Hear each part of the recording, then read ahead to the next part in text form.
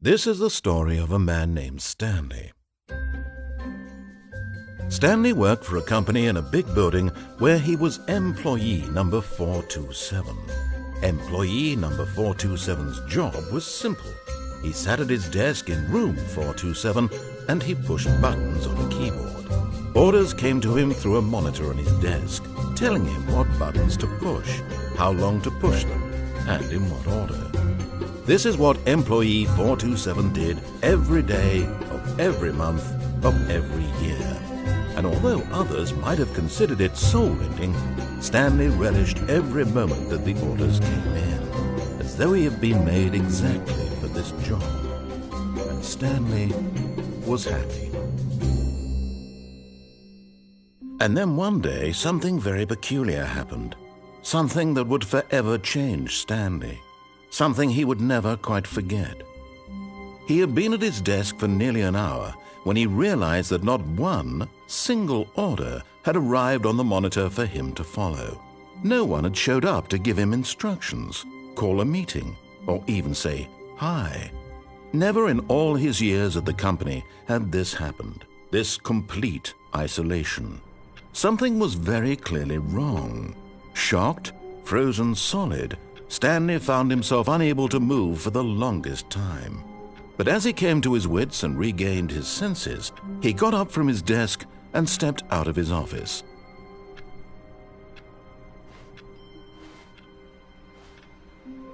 All of his co-workers were gone. What could it mean? Stanley decided to go to the meeting room. Perhaps he had simply missed a memo.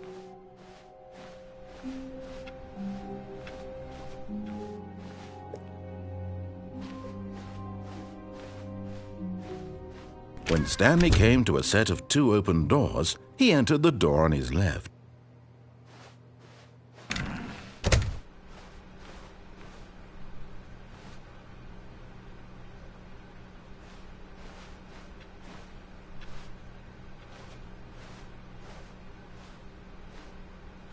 Yet there was not a single person here either. Feeling a wave of disbelief, Stanley decided to go up to his boss's office, hoping he might find an answer there.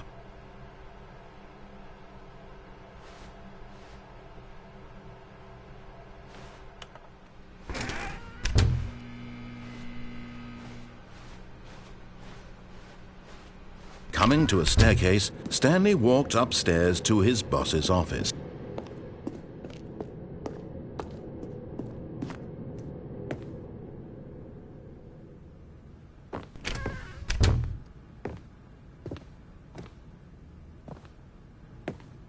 Stepping into his manager's office, Stanley was once again stunned to discover not an indication of any human life. Shocked, unraveled, Stanley wondered in disbelief who orchestrated this, what dark secret was being held from him. What he could not have known was that the keypad behind the boss's desk guarded the terrible truth that his boss had been keeping from him. And so the boss had assigned it an extra secret PIN number, 2845. But of course, Stanley couldn't possibly have known this.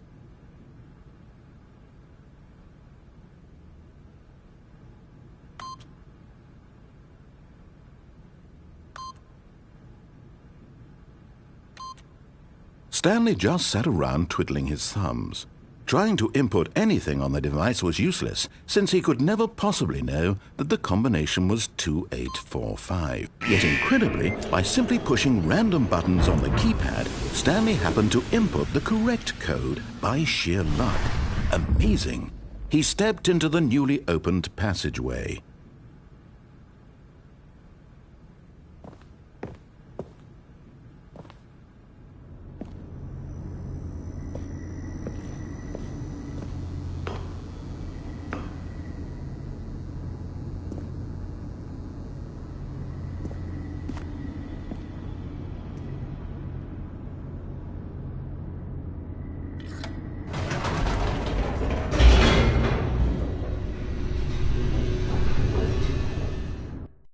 Descending deeper into the building, Stanley realized he felt a bit peculiar.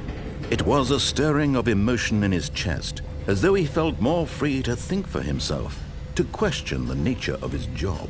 Why did he feel this now, when for years it had never occurred to him? This question would not go unanswered for long.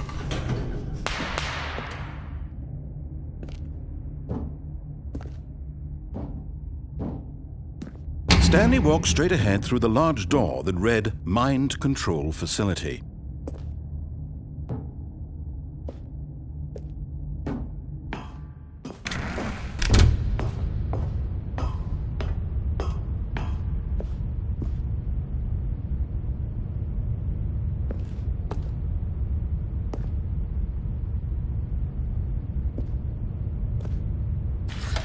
The lights rose on an enormous room packed with television screens.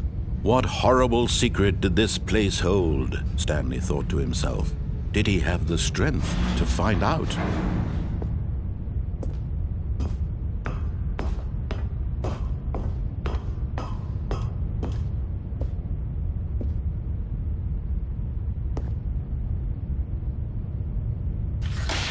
Now the monitors jumped to life, their true nature revealed.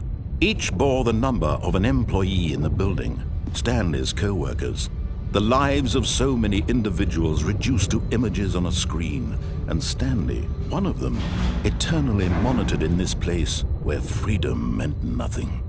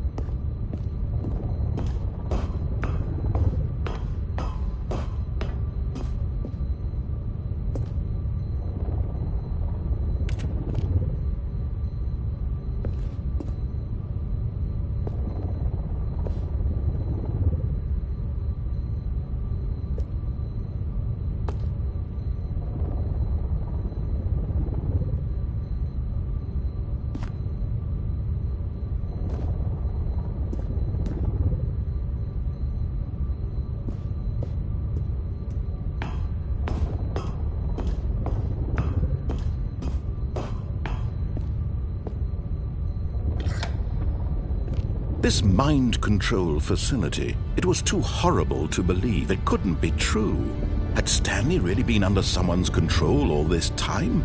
Was this the only reason he was happy with his boring job? That his emotions had been manipulated to accept it blindly?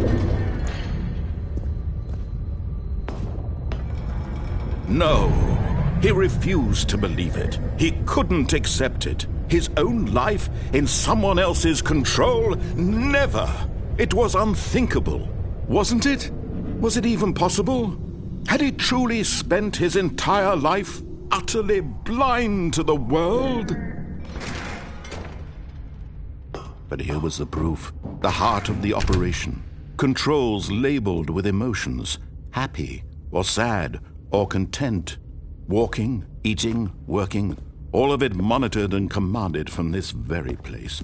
And as the cold reality of his past began to sink in, Stanley decided that this machinery would never again exert its terrible power over another human life. For he would dismantle the controls once and for all.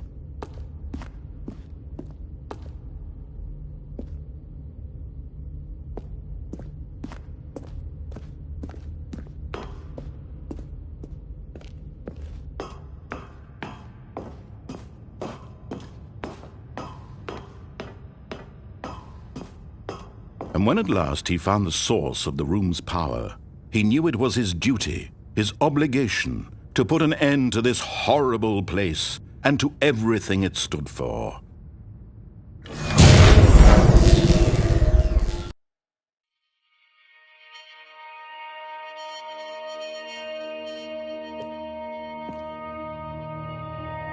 blackness and a rising chill of uncertainty. Was it over? Yes! He had won! He had defeated the machine, unshackled himself from someone else's command. Freedom was mere moments away. And yet, even as the immense door slowly opened, Stanley reflected on how many puzzles still lay unsolved. Where had his co-workers gone? How had he been freed from the machine's grasp? What other mysteries did this strange building hold? But as sunlight streamed into the chamber, he realized none of this mattered to him, for it was not knowledge or even power that he had been seeking, but happiness. Perhaps his goal had not been to understand, but to let go. No longer would anyone tell him where to go, what to do, or how to feel. Whatever life he lives, it will be his. And that was all he needed to know. It was perhaps the only thing worth knowing. Stanley stepped through the open door.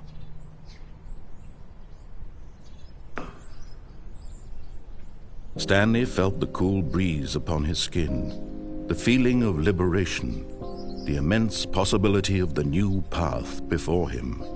This was exactly the way, right now, that things were meant to happen. And Stanley was happy.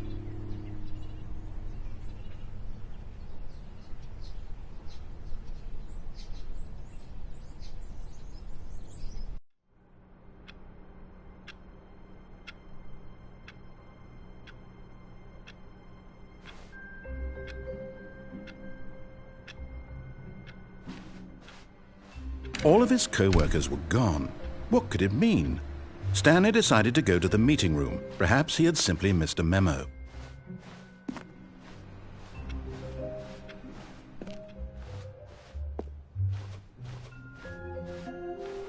When Stanley came to a set of 2 open doors, he entered the door on his left.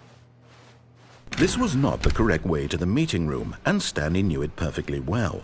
Perhaps he wanted to stop by the employee lounge first, just to admire it.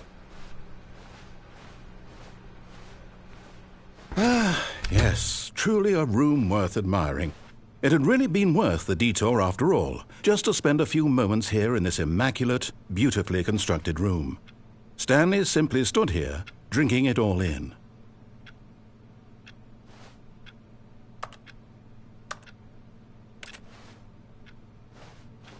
Yes, really. But eager to get back to business, Stanley took the first open door on his left.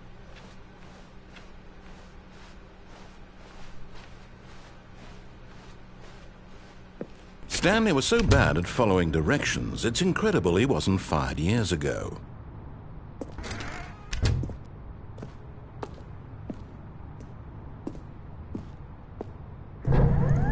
Look, Stanley, I think perhaps we've gotten off on the wrong foot here. I'm not your enemy, really, I'm not. I realize that investing your trust in someone else can be difficult, but the fact is that the story has been about nothing but you all this time. There's someone you've been neglecting, Stanley. Someone you've forgotten about. Please, stop trying to make every decision by yourself. Now, I'm not asking for me, I'm asking for her. This is it, Stanley. Your chance to redeem yourself, to put your work aside, to let her back into your life. She's been waiting.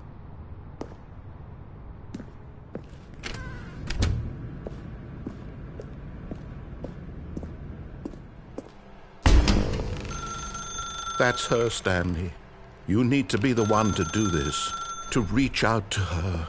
If you can truly place your faith in another, then pick up the phone.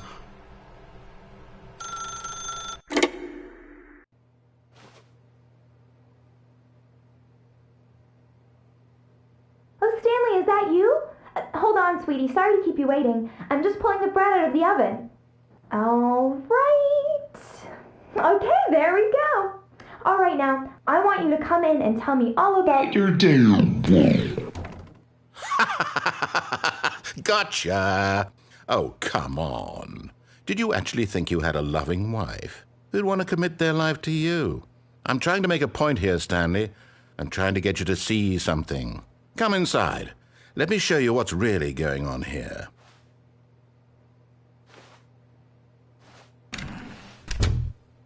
This is a very sad story about the death of a man named Stanley.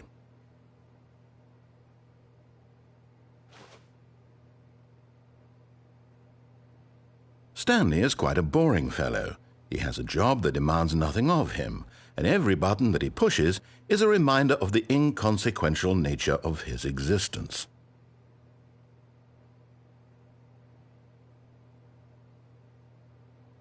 Look at him there, pushing buttons, doing exactly what he's told to do. Now he's pushing a button. Now he's eating lunch. Now he's going home. Now he's coming back to work. One might even feel sorry for him, except that he's chosen this life. But in his mind, he can go on fantastic adventures. From behind his desk, Stanley dreamed of wild expeditions into the unknown, fantastic discoveries of new lands. It was wonderful, and each day that he returned to work was a reminder that none of it would ever happen to him. And so he began to fantasize about his own job. First, he imagined that one day while at work, he stepped up from his desk to realize that all of his co-workers, his boss, everyone in the building had suddenly vanished off the face of the earth. The thought excited him terribly. So he went further. He imagined that he came to two open doors and that he could go through either. At last, choice. It barely even mattered what lay behind each door. The mere thought that his decisions would mean something was almost too wonderful to behold. As he wandered through this fantasy world, he began to fill it with many possible paths and destinations. Down one path lay an enormous round room with monitors and mind controls. And down another was a yellow line that weaved in many directions. And down another was a game with a baby. And he called it the Stanley Parable. It was such a wonderful fantasy, and so in his head he relived it again, and then again, and again, over and over, wishing beyond hope that it would never end, that he might always feel this free. Surely there's an answer down some new path, mustn't there be? Perhaps if he played just one more time. But there is no answer. How could there possibly be? In reality, all he's doing is pushing the same buttons he always has. Nothing has changed. The longer he spends here, the more invested he gets, the more he forgets which life is the real one. And I'm trying to tell him this, that in this world he can never be anything but an observer, that as long as he remains here, he's slowly killing himself. But he won't listen to me. He won't stop. Here, watch this. Stanley, the next time the screen asks you to push a button, do not do it. You see? Can he just not hear me? How can I tell him in a way that he'll understand that every second he remains here, he's electing to kill himself? How can I get him to see what I see? How can I make him look at himself? I suppose I can't, not in the way I want him to. But I don't make the rules. I simply play to my intended purpose, the same as Stanley. We're not so different, I suppose. I'll try once more to convey all this to him. I'm compelled to. I must. Perhaps, well, maybe this time he'll see. Maybe this time. And I tried again, and Stanley pushed a button. And I tried again, and Stanley pushed a button. And I tried.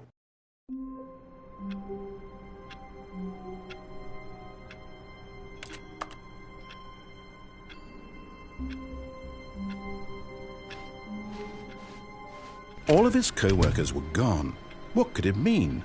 Stanley decided to go to the meeting room. Perhaps he had simply missed a memo.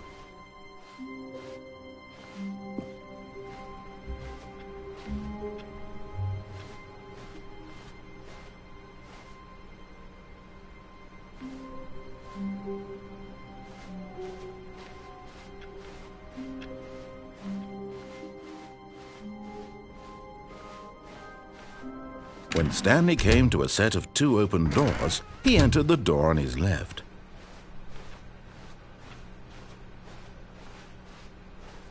Yet there was not a single person here either.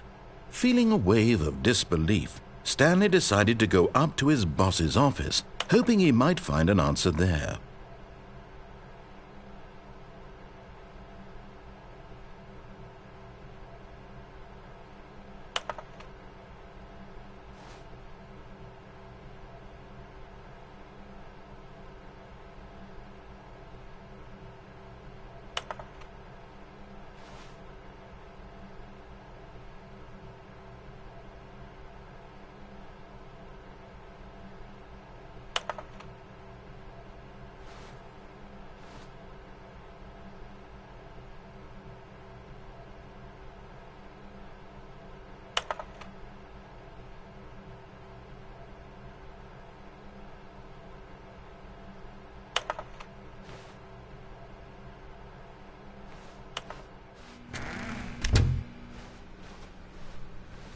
Coming to a staircase, Stanley walked upstairs to his boss's office.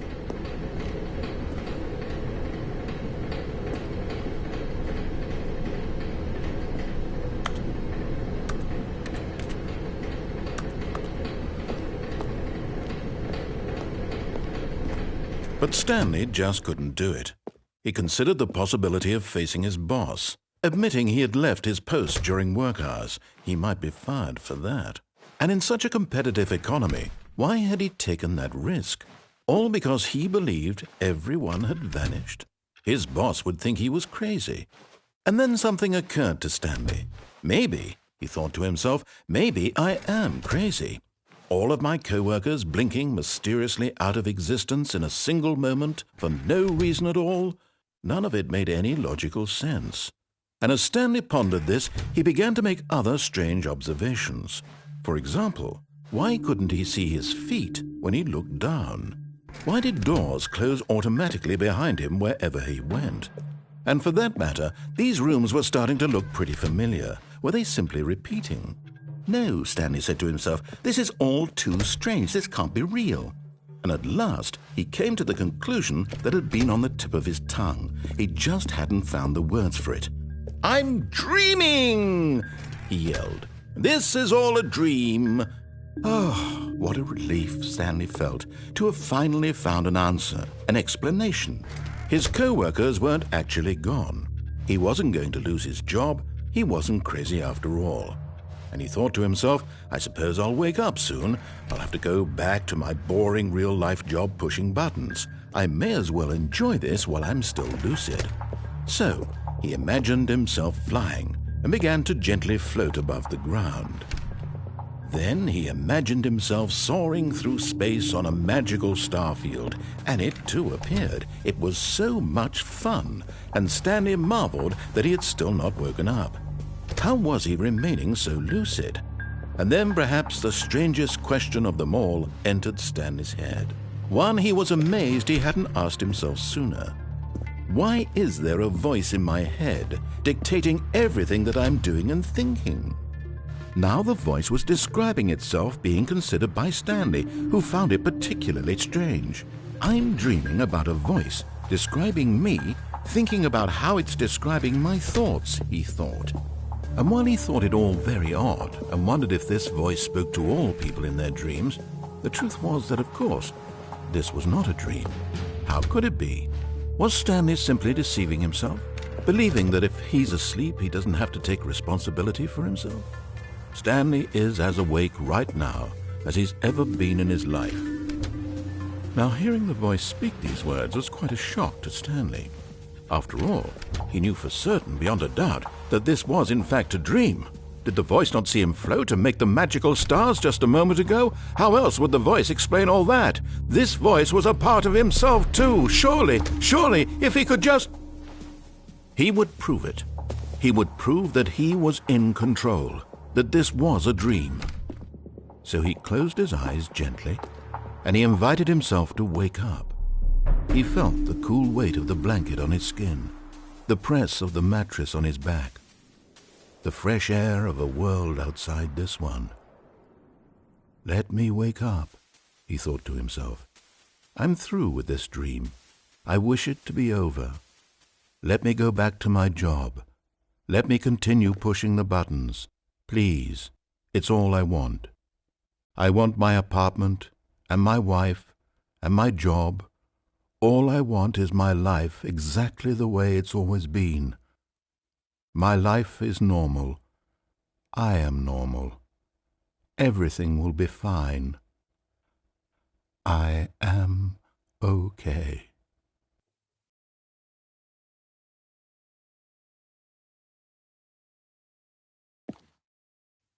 Stanley began screaming. Please, someone, wake me up. My name is Stanley. I have a boss. I have an office. I am real. Please, just someone tell me I am real. I must be real. I must be. Can anyone hear my voice? Who am I? Who am I? And everything went black.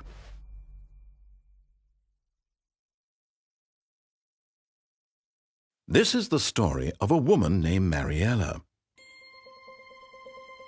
Mariella woke up on a day like any other. She arose, got dressed, gathered her belongings, and walked to her place of work.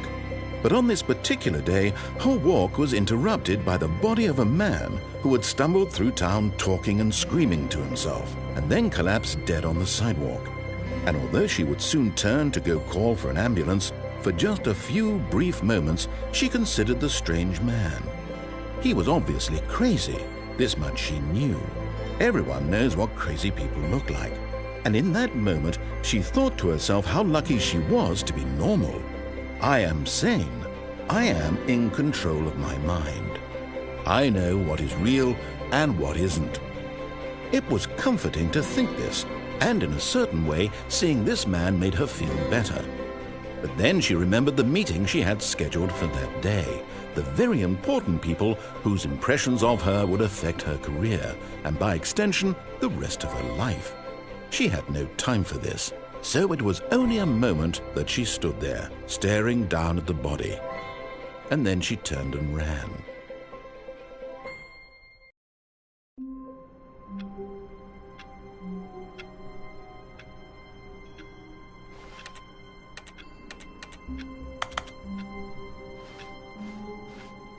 All of his co-workers were gone.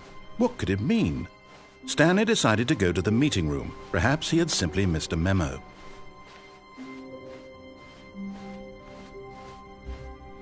When Stanley came to a set of 2 open doors, he entered the door on his left.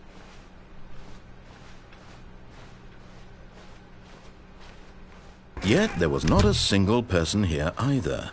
Feeling a wave of disbelief, Stanley decided to go up to his boss's office. Coming to a staircase, Stanley walked upstairs to his boss's office.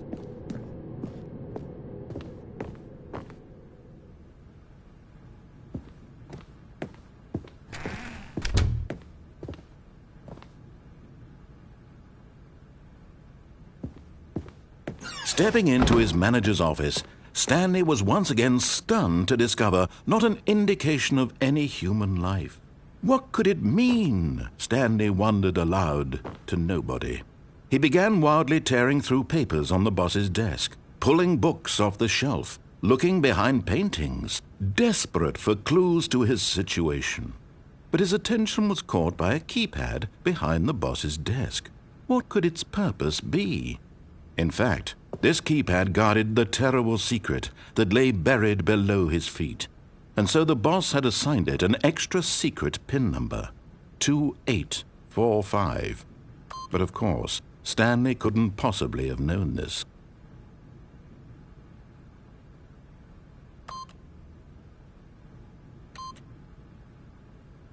Stanley just sat, yet incredibly, by simply pushing random buttons on the keypad, Stanley happened to input the correct code by sheer luck.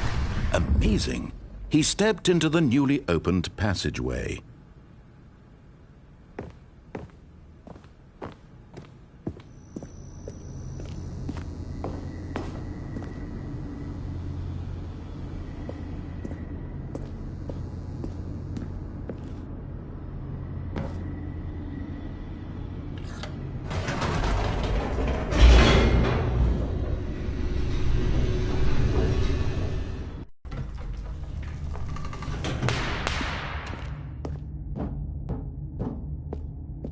Stanley walked straight ahead through the large door that read Mind Control Facility. Although this passageway had the word Escape written on it, the truth was that at the end of this hall, Stanley would meet his violent death.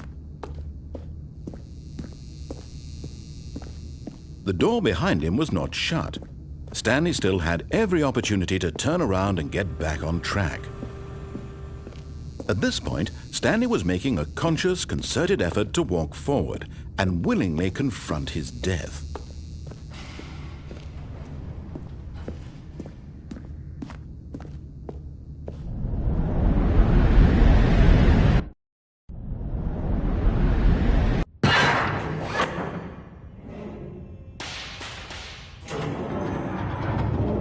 As the machine whirred into motion and Stanley was inched closer and closer to his demise, he reflected that his life had been of no consequence whatsoever.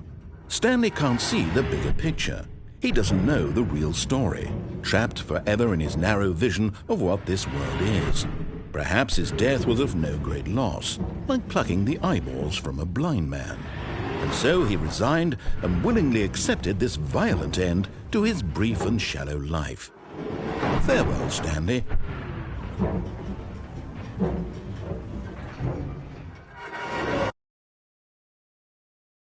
"Farewell, Stanley," cried the narrator, as Stanley was led helplessly into the enormous metal jaws.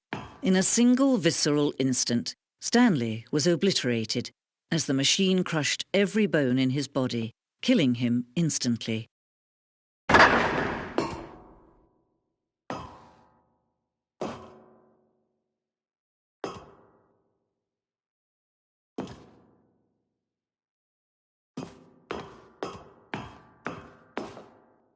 And yet it would be just a few minutes before Stanley would restart the game, back in his office, as alive as ever. What exactly did the narrator think he was going to accomplish?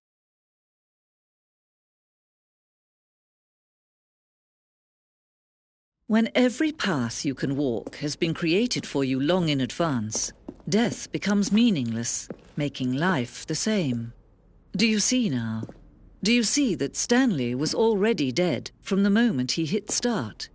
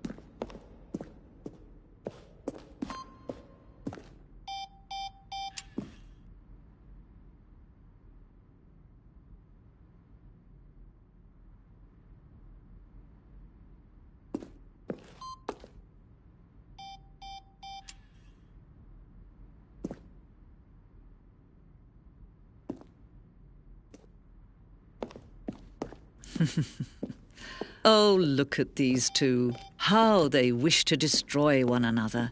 How they wish to control one another. How they both wish to be free.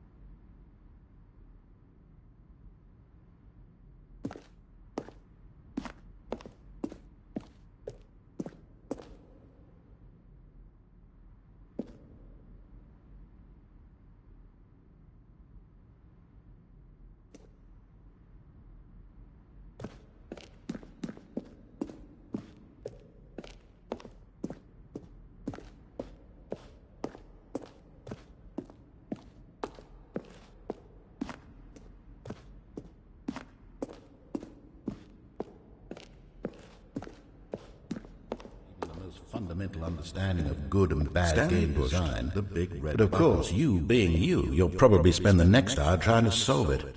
Here, I'm just going to make this easy on you. When Stanley came to the lift, he traveled upward to the power source at the top of the facility to end this injustice forever.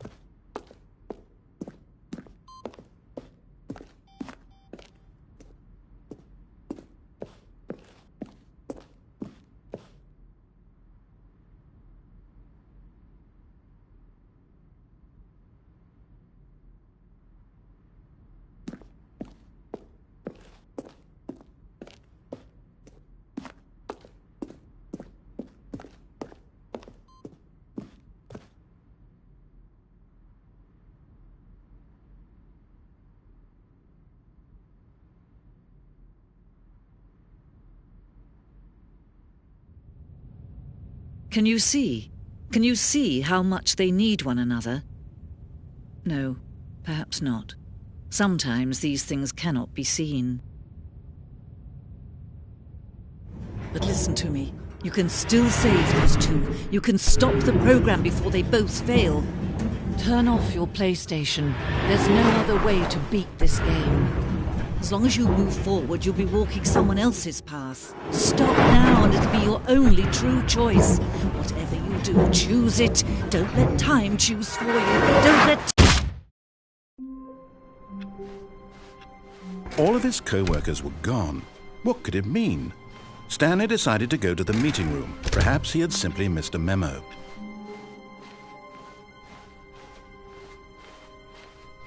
When Stanley came to a set of 2 open doors, he entered the door on his left. This was not the correct way to the meeting room, and Stanley knew it perfectly well. Perhaps he wanted to stop by the employee lounge first, just to admire it. Wow, yes, this room. What a beautiful room. But eager to get back to business, Stanley took the first open door on his left.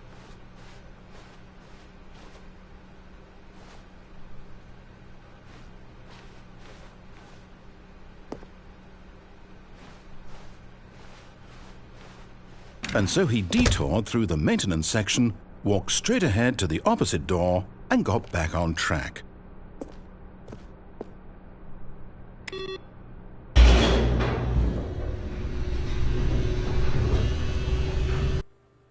But Stanley didn't want to go back to the office. He wanted to wander about and get even further off track. So now in order to get back, he needed to go, from here it's, oh, no, it's to the right, my mistake.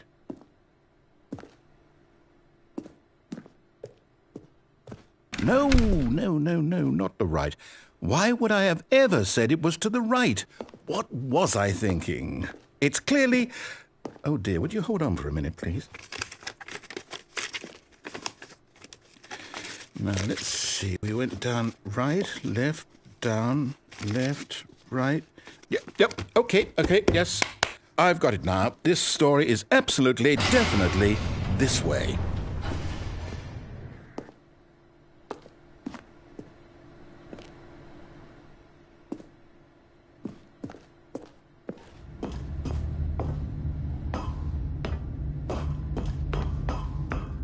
No. This isn't right at all. You're not supposed to be here yet. This is all a spoiler. Quick, Stanley, close your eyes. Okay. We just have to get back to, oh, who am I kidding? It's all rubbish now. The whole story completely unusable. How about, rather than waste my time trying to salvage this nonsense, we'll just restart the game from the beginning. And this time, suppose we don't wander so far off track, Okay, from the top.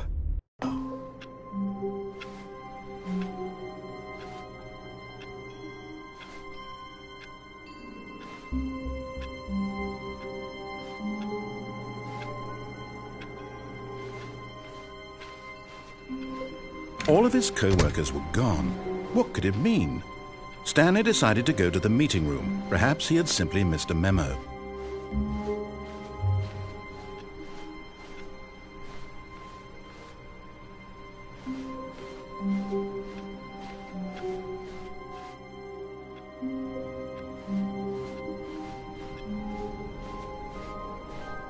When Stanley...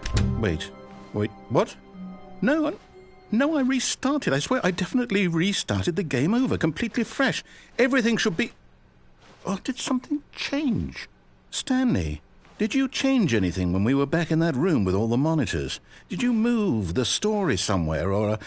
Hold on. Why am I asking you? I'm the one who wrote the story. It was right here just a minute ago.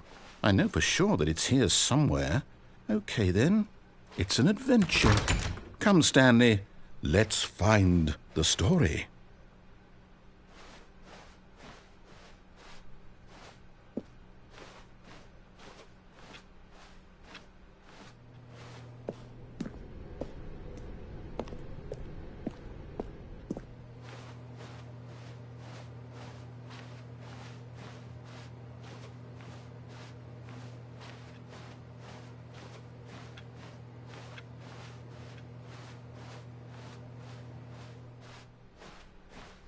I'll say it.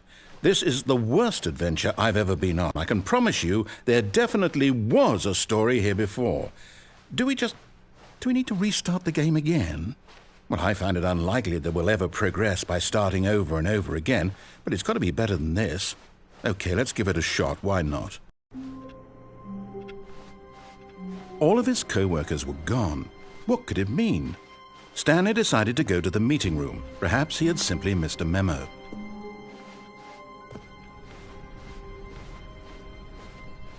Okay, yep, it's worse. I might be remembering this wrong.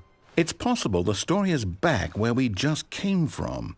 Why don't we go back the other direction and see if we missed anything?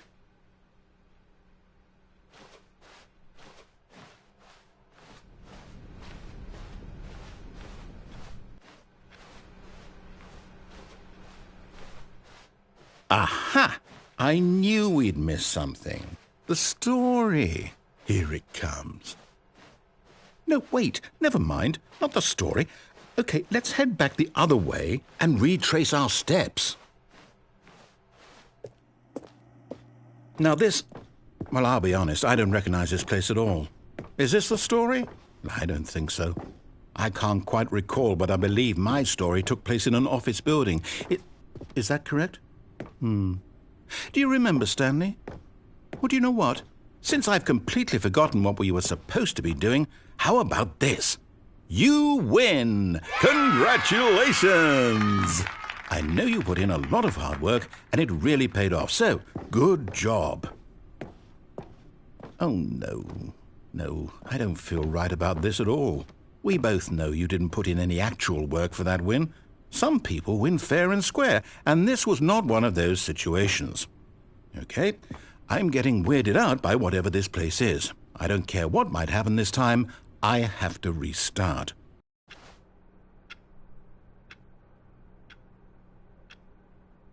All right, I've got a solution. This time, to make sure we don't get lost, I've employed the help of the Stanley Parable adventure line. Just follow the line. How simple is that?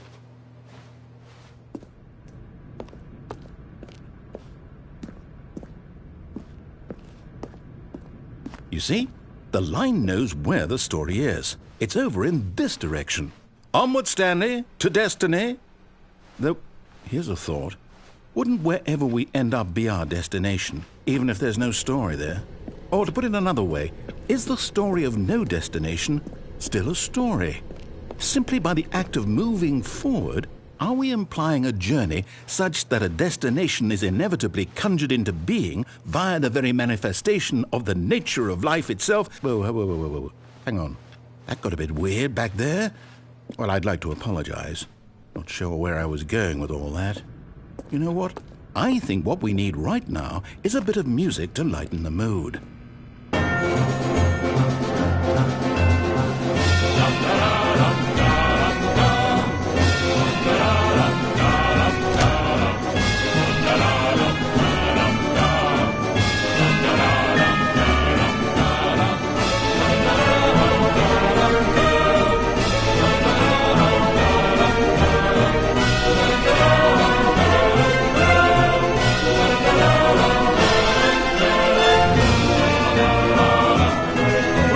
Cut the music, go back and look at that fern.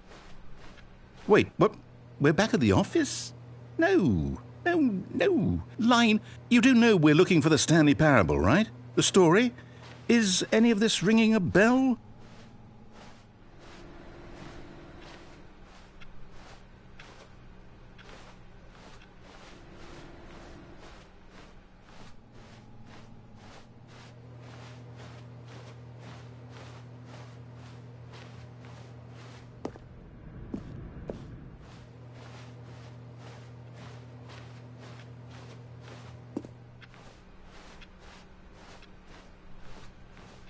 Stanley, this fern will be very important later in the story. Make sure you study it closely and remember it carefully. You won't want to miss anything.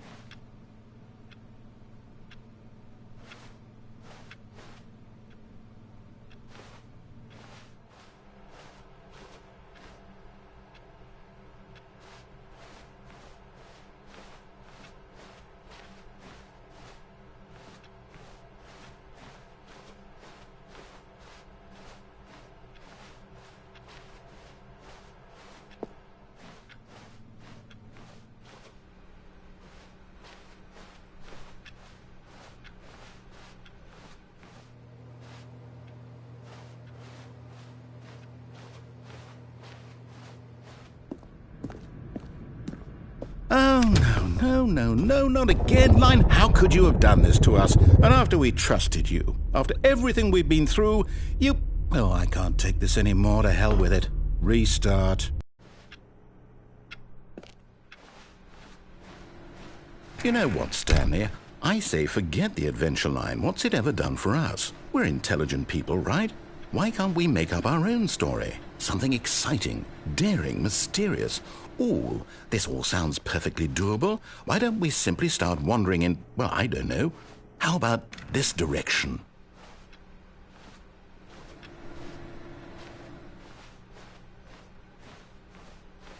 Now, yes, this is exciting. Just me and Stanley forging a new path, a new story. Well, it could be anything. What do you want our story to be? Go wild. Use your imagination. Whatever it might be, Stanley, I'm ready for it. Oh, no, not you again. Stanley, I'd also like to veto the line from having any role in our awesome new story. No lines or monitor rooms. Just don't acknowledge it, and we should be fine.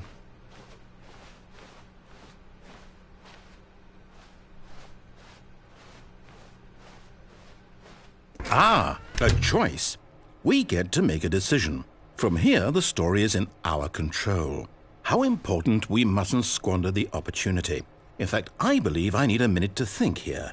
Just walk in circles for a minute. Okay, so I know that each door has to lead somewhere, which means that somewhere at the place where we're trying to go, there must be a reverse door that leads here. And that in turn means that our destination corresponds with the counter-inverted reverse door's origin. So starting from the right, let us ask, will taking the right door lead us to where we're going?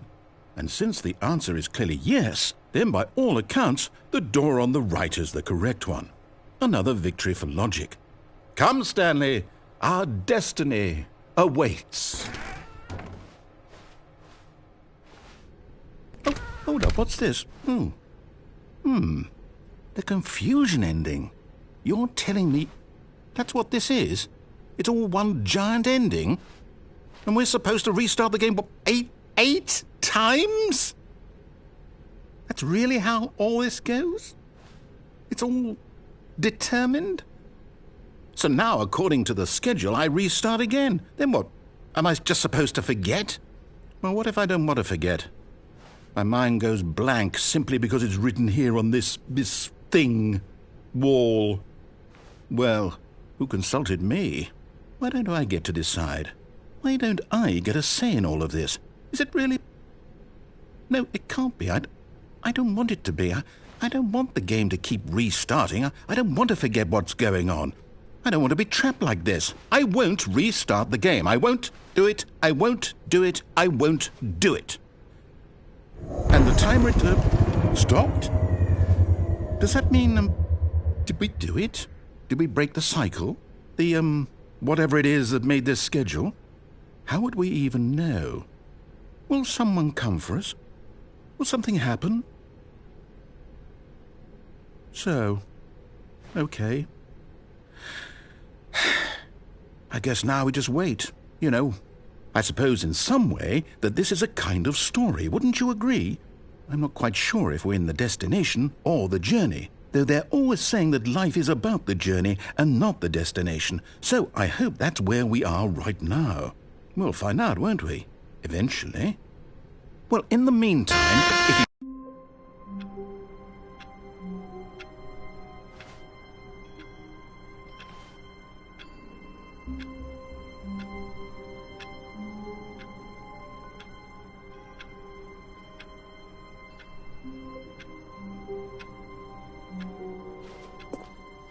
All of his co-workers were gone. What could it mean? Stanley decided to go to the meeting room. Perhaps he had simply missed a memo. Oh, new content? What does that mean, new content?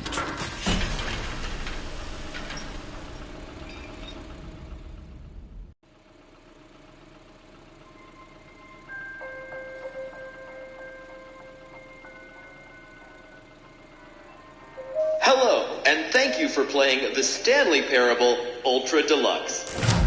As you may know, the Stanley Parable was a video game released in 2013 on home computers.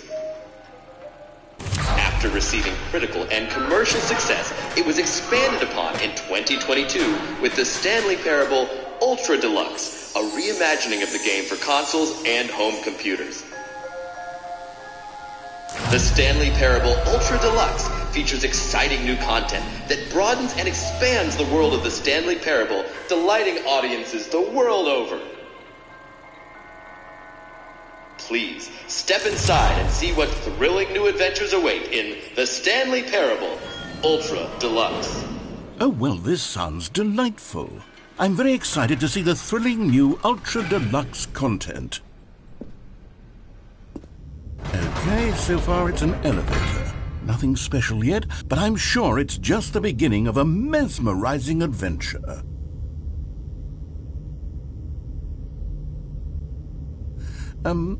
Is it broken? What's going on here? Should we be moving somewhere or... Oh, here we go. All right, finally, at long last, it's on to the new content. I've never been more ready. Let's do it.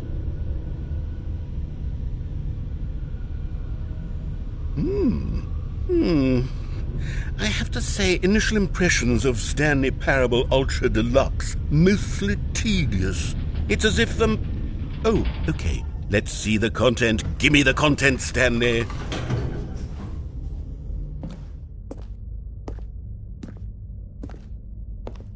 All right, let's see. It's the jump circle.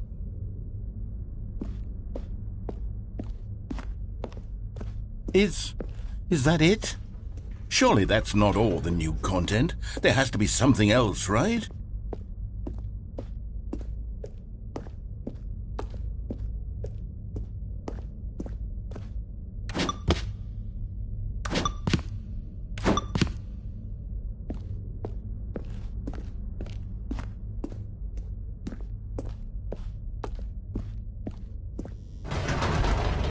Goodness, another elevator. Stanley, I have to say, initial impressions of this game are not positive. It's just elevators and jumping.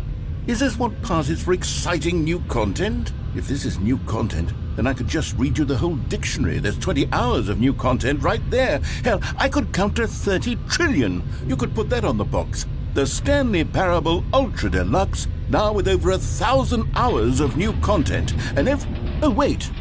There's more. Very good. Yes. I knew there had to be something else. Let's see it.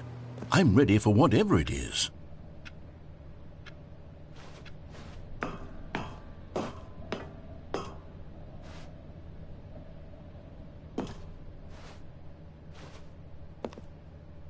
That's it?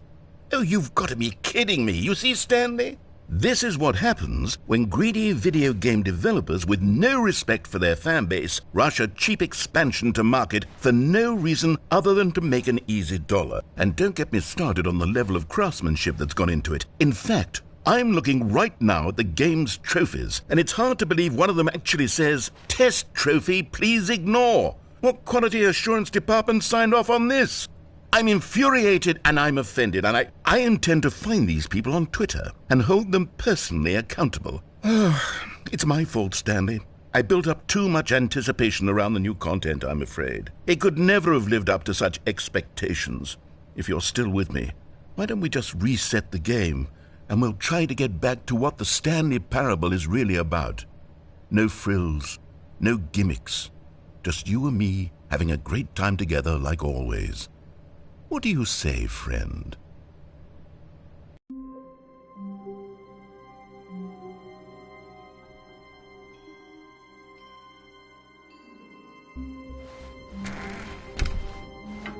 Psst! Stanley! Come over here! Oh, you don't want to see the cool surprise I made for you? Well, fine. You're a dork anyway, so who cares? Oh, never mind. You're not a dork.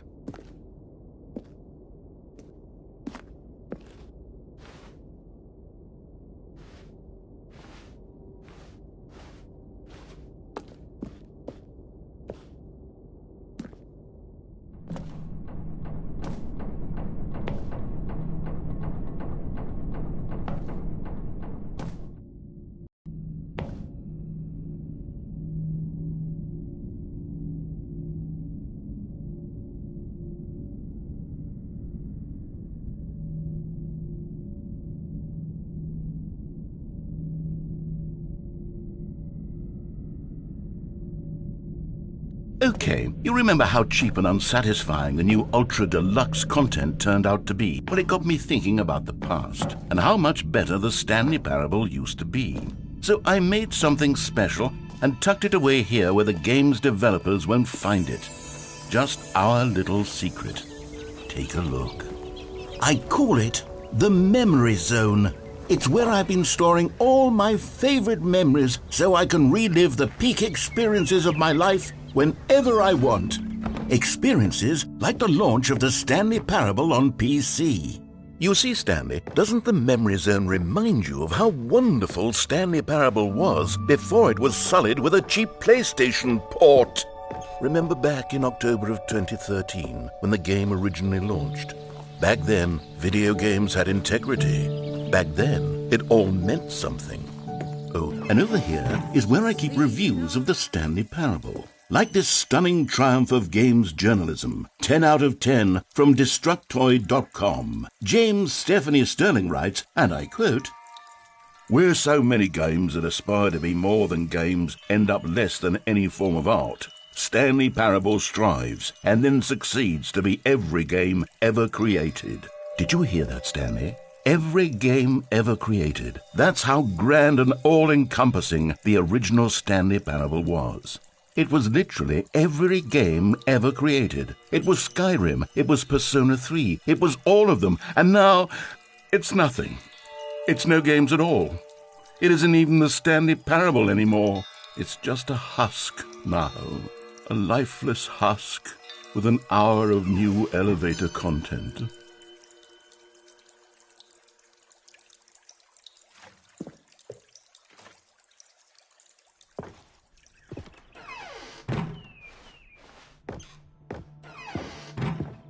Here's another moving passage, this time from GameSpot.com.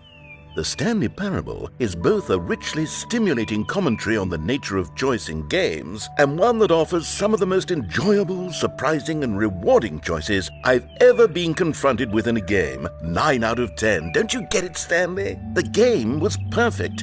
It didn't need anything else. It didn't need new content. All they had to do was transport it in pristine condition along to the PlayStation, boom, done. And they couldn't even do that. Couldn't resist the urge to go meddling with a beloved franchise.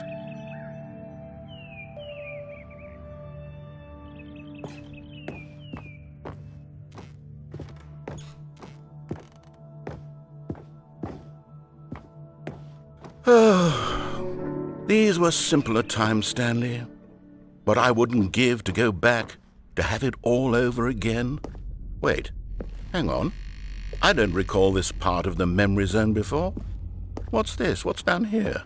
Oh no, oh God, no, Stanley. It's a collection of reviews from Pressurized Gas, the extremely popular online storefront for computer games. I haven't looked at these in years. I can't even imagine what's been collecting down here. Surely these reviews were glowing as well, weren't they? Honestly, I could not be bothered to play this game to full completion. The narrator is obnoxious and unfunny, with his humor and dialogue proving to be more irritating than entertaining. Unfunny! I'm not trying to be funny. I'm trying to make a serious work of art. I suppose I could write up a handful of gags to insert into the Stanley Parable, but the game is already such a densely layered web of profound philosophical insights that I can't even imagine where I'd have the room to stick them.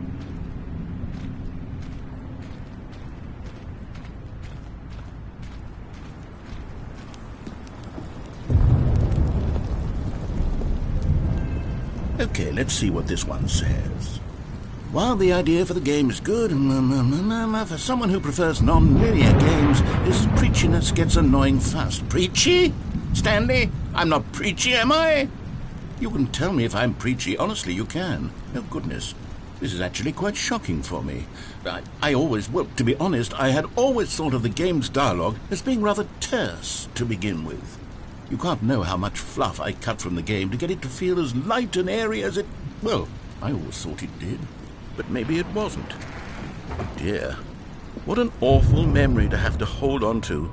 These black marks on my otherwise unimpeachable track record. I feel like a failure. Like I let these people down. Perhaps the Stanley Parable isn't quite as sterling as I always remembered. What's this one got to say? You constantly have to stop doing anything so the narrator can catch up with his long-winded explanations of what's happening. I wish there was a skip button. A skip button? Well, yes. Yes, I think we can do that. If I'm truly too preachy, then maybe letting you skip ahead for just a moment, surely it couldn't hurt. Not if it means we can strike these negative reviews from the record. Only positive reviews of the Stanley Parable. That's my motto today, and it's always been my motto. I'd do anything for the customer, Stanley. Yes, a skip button we shall have.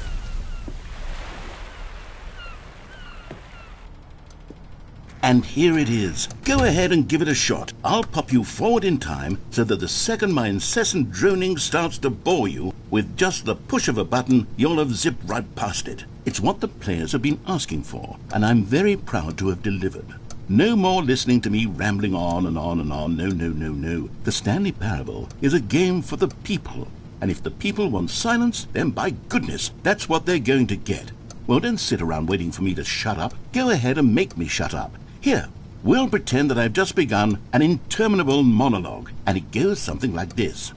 The story, and the choices, or what have you, and therefore, by becoming it is, so on and so forth, until inevitably, we all until the end of time, at which time everything all at once, so, now you see, blah, blah, blah, blah, blah, blah, blah, blah, blah, blah, blah, blah, blah, blah, blah. We've eaten too much and it can't be just yet, no, until 245. But the logic of elimination working backwards, the deduction therefore becomes impossible to manufacture. It went on for nearly 10,000 years, until just yesterday, here and there, forward and back, and never a moment before lunchtime. It can't be. It's the only thing there is. How many billions left until so much more than forever ago? Which is why I say, the story, and the choices, or what have you, and therefore, by becoming it is, so on and so forth, until inevitably, we all until the end of time, at which time everything all at once, so, now you see, blah, blah, blah, blah, blah, blah, blah, blah, blah, blah, blah, blah, blah, blah, blah. We've eaten too much and it can't be just yet. Oh, you're back, you see. You were only frozen in time for a few minutes, but it was plenty of time for me to deliver a long, rambling monologue full of unnecessary verbal flourishes and lengthy ruminations on the nature of choice in video games. Of course, I happen to believe it was perhaps one of my more profound such ruminations. Not that, of course, you need a description of it, but if I had to describe it, I'd say it was perhaps less of a rumination. Well there, sport. You really did catch me rambling on a bit, didn't you? But that's the power of the button. The minute I start to go off on a thoughtless display of self-absorption, it's right at your fingertips to go poof, and it's all over. I can't wait to see what Cookie 9 will say about this, and whether they'll edit the rating of their pressurized gas review, or at least change some of the wording, perhaps. To be honest, I don't even know if one can change their review in the first place. I guess I should become better educated on how exactly pressurized... Okay, welcome back, Stanley. Now, I should say that the amount of time the button has been skipping through is becoming longer and longer. That last one was, well, I want to say maybe 30, 45 minutes? It's not unendurable by... Stanley, please don't push the button again. It's been 12 hours. You've just been frozen there. I don't know why the skips are getting longer, but they're really, truly getting longer, and my God, there's no way out of the room. Oh, Stanley, you're back. You're back. Oh, my goodness. I have someone to talk to again. Stanley, I think it's been a week. Or 2 weeks. I've been sitting here all that time, just sitting here, not a single person to speak with. And you'd think that that's just how it... Oh, hello, it's you. You're here again. Welcome. I have had time to think about you and about us and about everything we've been through. I've had so much time, I stopped keeping track after a year. Have you ever sat down in one place?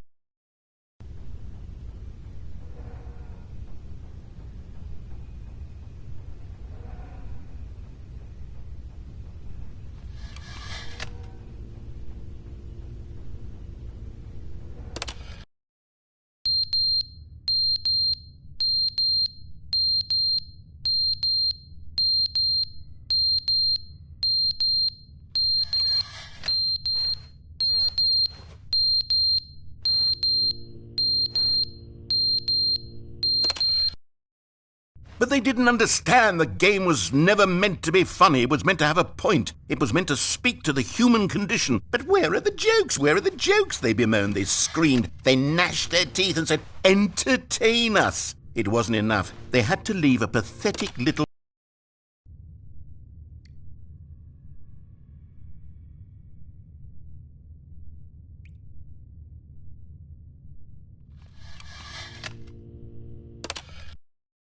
The end is never the end, is never the end, is never the end, is never the end, is never the end, is never the end, is never the end, is never the end, is never the end, is never the end, is never the end, is never the end, is never the end, is never the...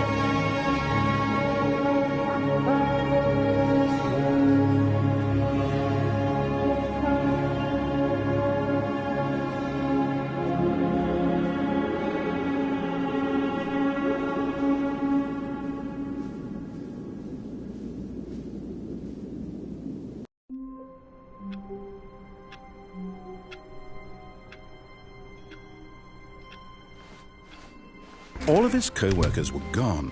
What could it mean? Stanley decided to go to the meeting room. Perhaps he had simply missed a memo.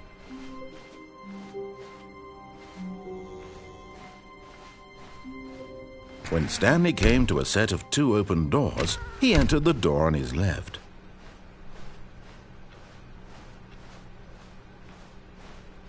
Yet there was not a single person here either. Feeling a wave of disbelief, Stanley decided to go up to his boss's office. Hoping he might coming to a staircase, Stanley walked upstairs to his boss's office.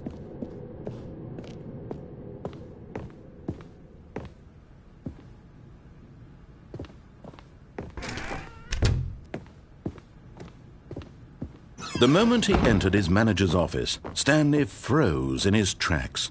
Not a living soul anywhere. Could he really be all alone? This was too much for Stanley to take, too much for any man to take. He fell to his knees, bursting into half moans, half sobs, the guttural retching of life from a man denied any hope, any reason to keep going. Here on the floor he lay prone, paralyzed by fear for nearly a full hour. But when at last he began to move about and survey the situation, he found a keypad behind the boss's desk. What could it mean? Was it a sign of hope for Stanley's future? Alas, it was not. For although this keypad guarded the terrible secret of Stanley's past, it had been assigned a 4-digit code so devious and so random that no man could ever hope to guess it. 2845. Statistically, nearly impossible to guess blindly, ever.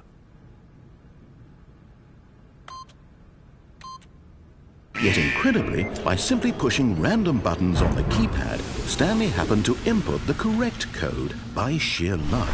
Amazing! He stepped into the newly opened passageway.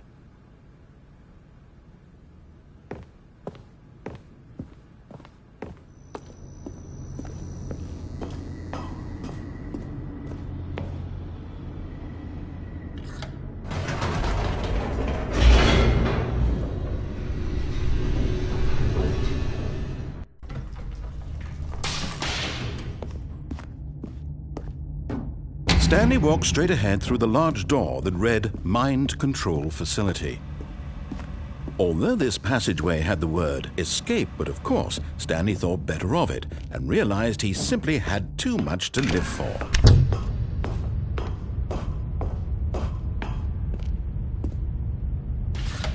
The lights rose on an enormous room packed with television screens. What horrible secret did this place hold? Stanley thought to himself. Did he have the strength to find out?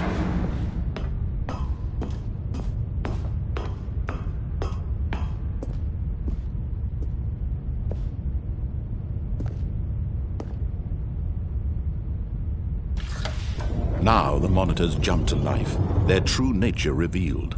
Each bore the number of an employee in the building, Stanley's co-workers. The lives of so many individuals reduced to images on a screen, and Stanley, one of them, eternally monitored in this place where freedom meant nothing.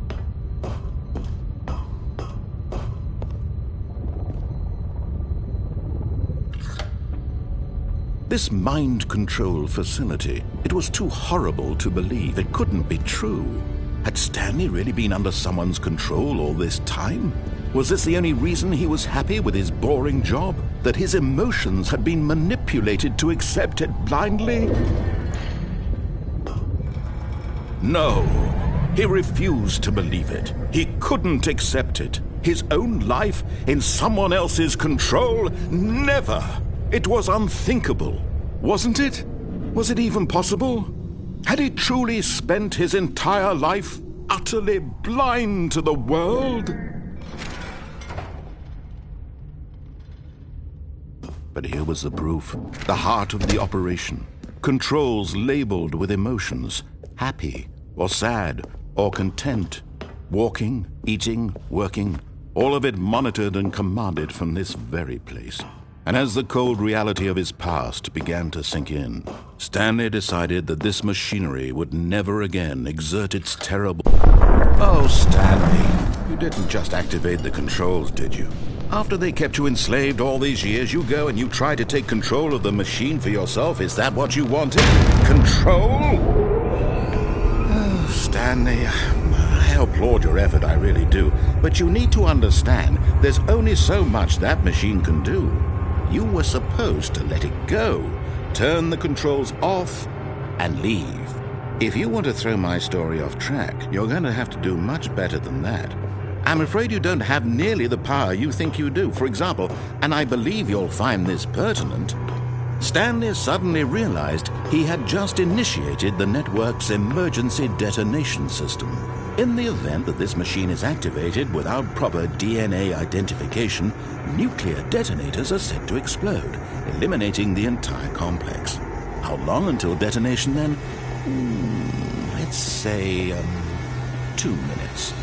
Now this is making things a little more fun, isn't it, Stanley?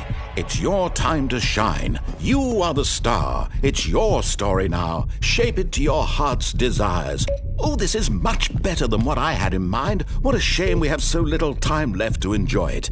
Mere moments until the bomb goes off. But what precious moments each one of them is. More time to talk about you, about me, where we're going. what all this means. I barely know where to start. What's that? You'd like to know where your co-workers are? A moment of solace before you're obliterated? All right, I'm in a good mood. You're gonna die anyway. I'll tell you exactly what happened to them. I erased them. I turned off the machine. I set you free. Of course, that was merely in this instance of the story. Sometimes when I tell it, I simply let you sit there in your office forever, pushing buttons endlessly and then dying alone. Other times, I let the office sink into the ground, swallowing everyone inside, or I let it burn to a crisp. I have to say this, though, this version of events has been rather amusing. Watching you try to make sense of everything and take back the control wrested away from you, it's quite rich. I almost hate to see it go. But I'm sure whatever I come up with on the next go-around will be even better. My goodness, only 34 seconds left.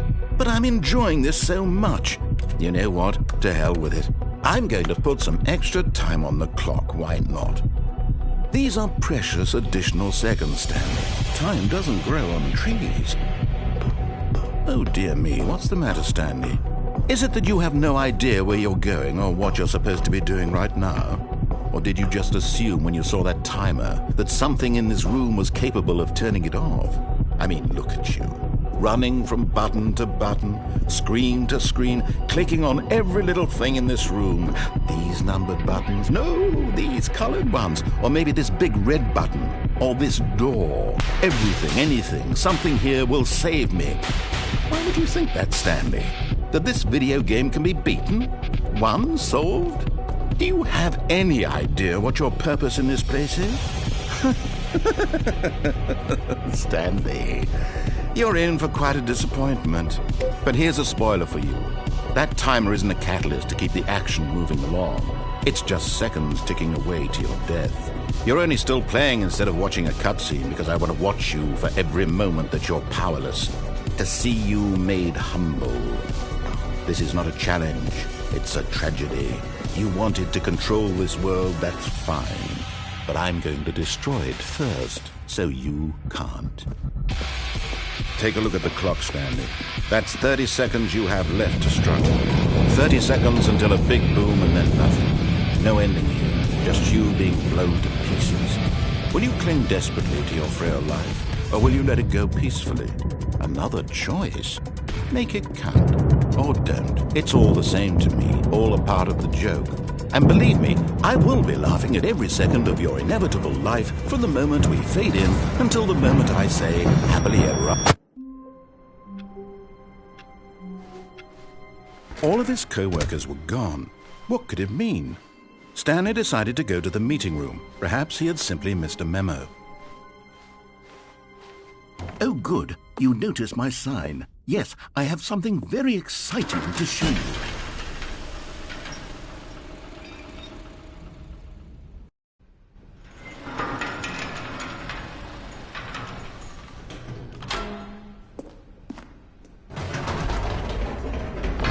You see, Stanley, I've been reflecting on the Stanley Parable and about how roundly disappointing this Ultra Deluxe version has turned out to be. The original Stanley Parable was a landmark, and any new content for it should live up to that legacy. So forget this Ultra Deluxe nonsense. I say we take it one step even further. Which is why I'm very proud to announce for the first time ever, the Stanley Parable 2.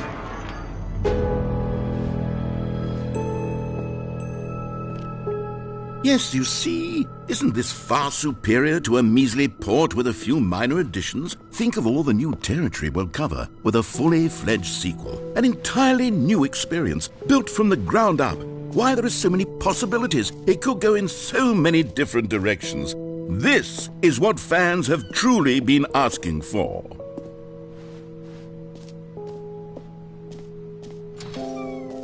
Now, to be clear, I haven't quite nailed down what exactly the Stanley Parable 2 is going to be, but let's take a look at some of the features I've been developing for it.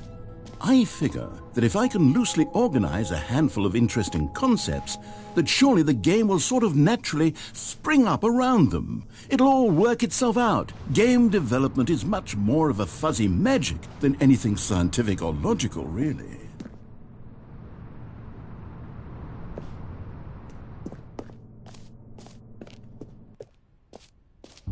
Here we are. Go on, try out some of the new features.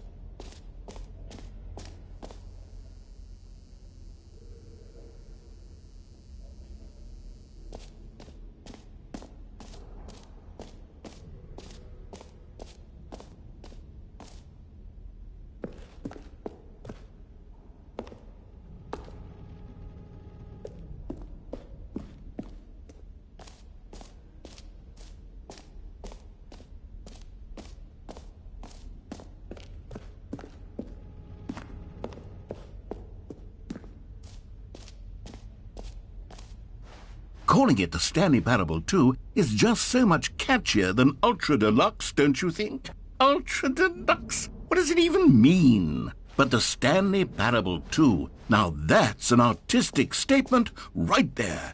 It's future-oriented. It screams progress and innovation and long-term franchising potential.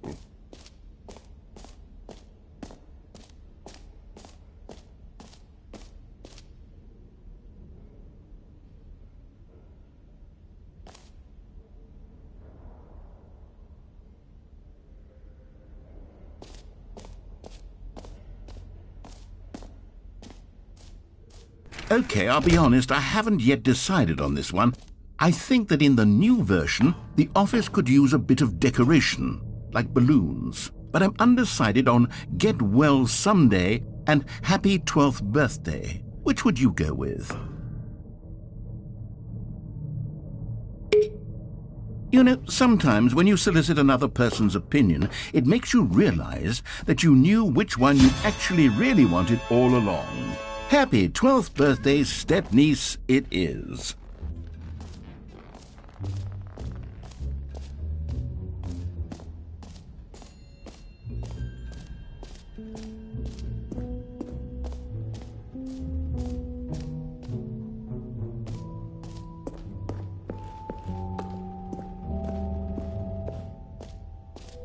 Ah, collectibles.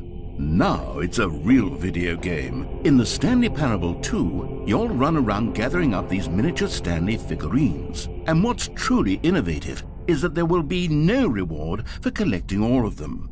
I don't want to stifle the intrinsic joy of watching a number go up. You simply collect all of them, and then you move the hell on with your unremarkable life.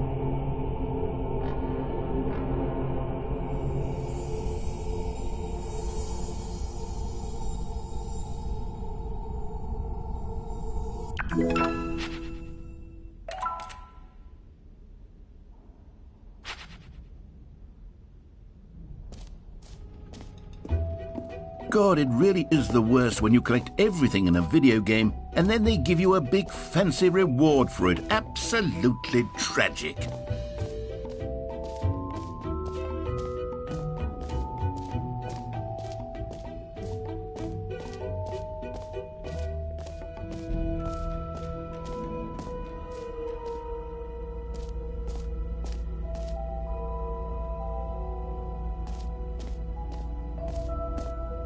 Stanley, here's an idea that I'm truly fond of. It's never been done before in a video game. This is, in fact, a hole that you can fall down forever. That's right. Infinite falling. You can fall until the end of time, if you like. A stunning leap forward for video games as a medium.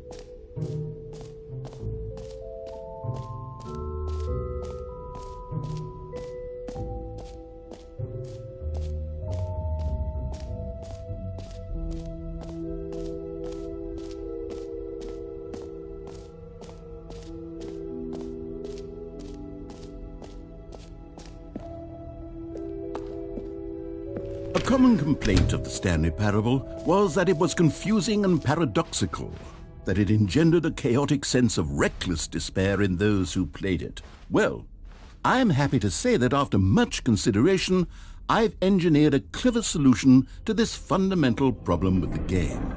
It's the Stanley Parable Reassurance Bucket. You see, Stanley, anytime you're holding the bucket, a sense of calm and ease will fill your mind and your heart. It's true. As long as you hold on to the bucket, the many disorienting contradictions of the Stanley Parable will feel perfectly normal and perhaps even comforting. You may even come to long for the gentle embrace of jarring cognitive dissonance while the bucket is in your arms. And to be honest, it's a much more convenient solution for me than actually redesigning the game to be less uncomfortable. Can you imagine what a pain in the ass that would be? Yes, the bucket is the perfect solution. Come on, give it a try.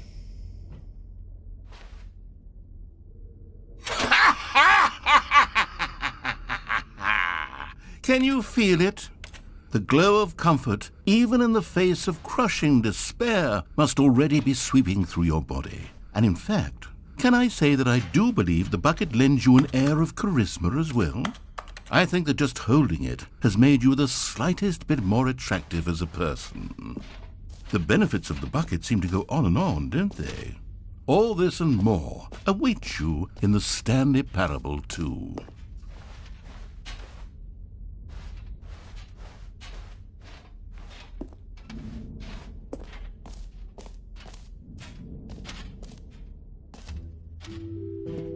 Does anyone give out awards for most enjoyable bucket in a video game? That really should be an award if it isn't already.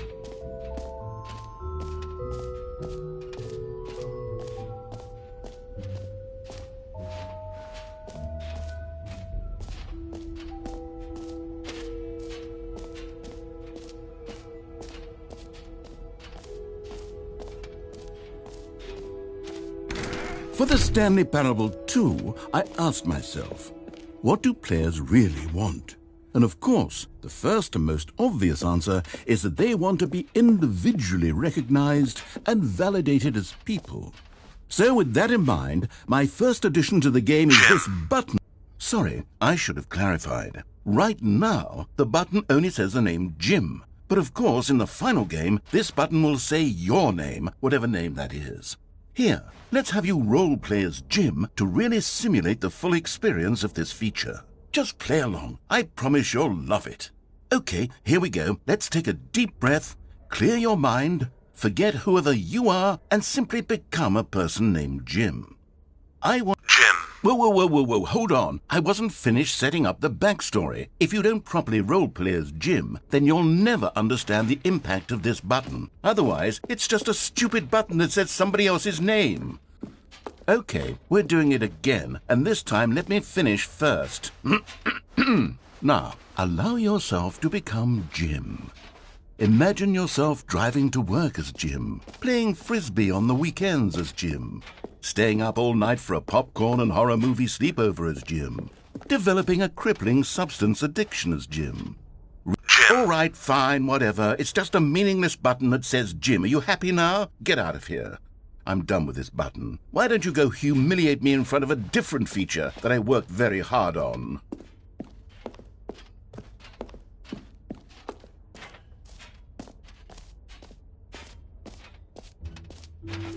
Maybe I'll only let people named Jim play the Stanley Parable too. An epilogue would be fun, wouldn't it, Stanley? Yes, it will go at the end of the, well, we'll figure that out later.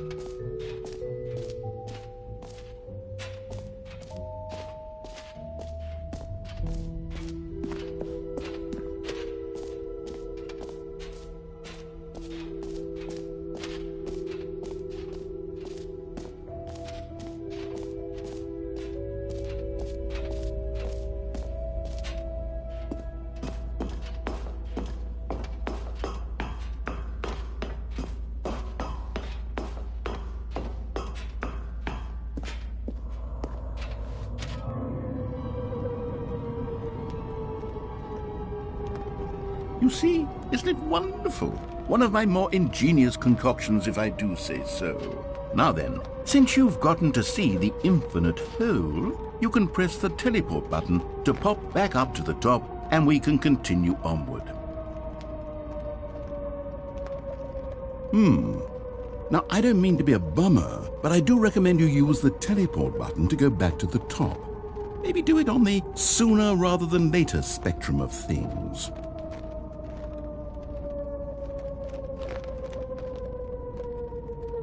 Okay, Stanley, I don't know quite how to say this tactfully, but it's possible that I slightly exaggerated the infinite nature of the hole. Is it a very, very deep hole? To be certain it is. It's an extremely deep hole. I don't want anyone to say that it isn't an astonishingly deep hole. It is. Is it infinite? Well, that sort of depends on your definition of infinity. From one perspective, the infinite is merely philosophical in nature. It's more of a... Okay, well, good for you. You found the bottom of the hole. You found me out, Stanley. I'm a liar and a cheat, and you're so clever. Look, I think the issue here is just that you're unusually fascinated by falling. What normal person actually wants to fall infinitely? I figured the hole was as deep as anyone would actually need. Don't you put this on me. Maybe you're the problem. Look, things got a little heated there. I think we both said some things we didn't mean. Why don't we just put all this behind us and agree to just call the hole mostly infinite? If that works for you, then go ahead and press the teleport button to warp up to the top of the hole and we can move on. I'll just be up here when you're ready. Great. Now, I'm very excited to show you Oh, for heaven... You see, I was right. The problem is you. The problem is that you like holes too much. Not normal. A normal person would have said, yep, that's an infinite hole right there, goes on forever till the end of time. Don't need to see it all, but not you. Oh, no, no, no, no. You have a weird sort of... Oh. Did the hole seem even shorter to you this time? I couldn't help but feel like you spent a little less time in there than you did before. I mean, admittedly, I didn't make an infinite hole, but I didn't think it was that not infinite. Well, I suppose once again there's nothing to do here. If you decide you've had enough of the hole, you can hit the teleport button and come join me up above. Had enough? I'm positively thrilled. Oh gosh, how could I have guessed? You're back in the hole. If this starts to become a thing where... Wow, okay, yes. I'm starting to become extremely certain that the hole is not only not infinite, but that it's growing steadily less and less infinite. I suspect that I'm starting to hit the point where it's no longer feasible to call the hole infinitely deep, even by the lax overall standards for accountability in marketing. What's going on here? Stanley, I have no explanation for the uncertain nature of the hole's length. Here, let's try something. Let's pop back up to the top, and we'll see if it gets any shorter. Well, there it is. The shame of my lie has come to haunt. How is this still appealing to you? I know you're obsessed with holes, but at this depth, I just can't see this scratching the itch. Oh, who am I to judge? You just do whatever it is you're here to do and hit the teleport button when you're ready to move on.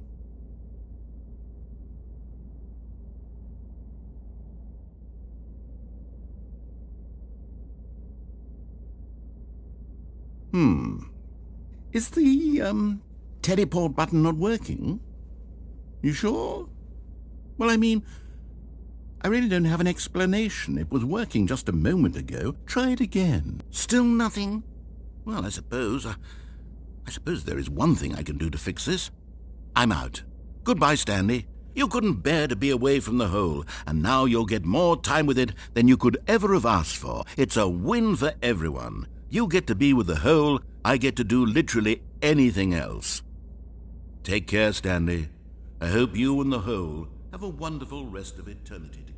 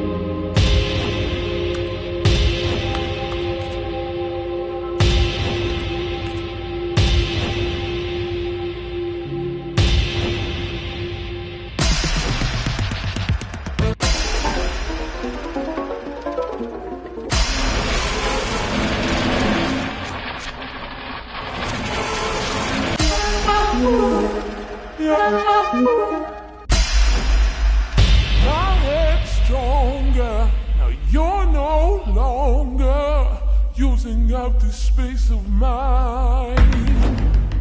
My head's stronger. Now you're no longer using up the space of mine.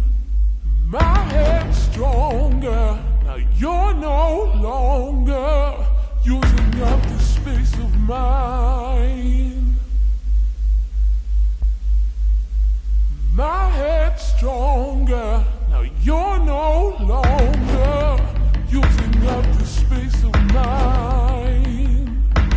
My head's stronger. Now you're no longer using up the space of mine.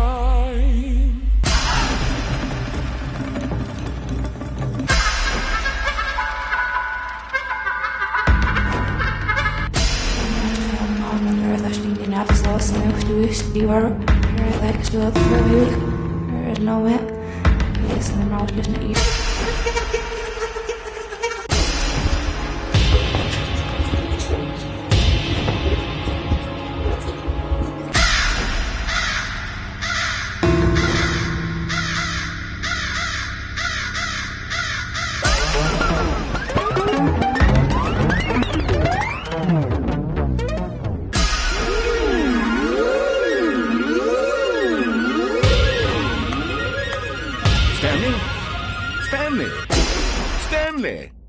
Oh, good, you're awake. It seems you had sort of dozed off there, drifting away into dreamland. But we can't have that, Stanley, because this hole is just so darn fascinating that I want you to be wide awake for every second of it. You don't want to miss a single moment. So how about if I just pop in from time to time and wake you up to keep you really, truly focused on the hole? From the looks of things, you and I will have many, many years here in this hole, and I'm looking forward to all of them. Stay alert, Stanley. I'll be back. Toodle-pip.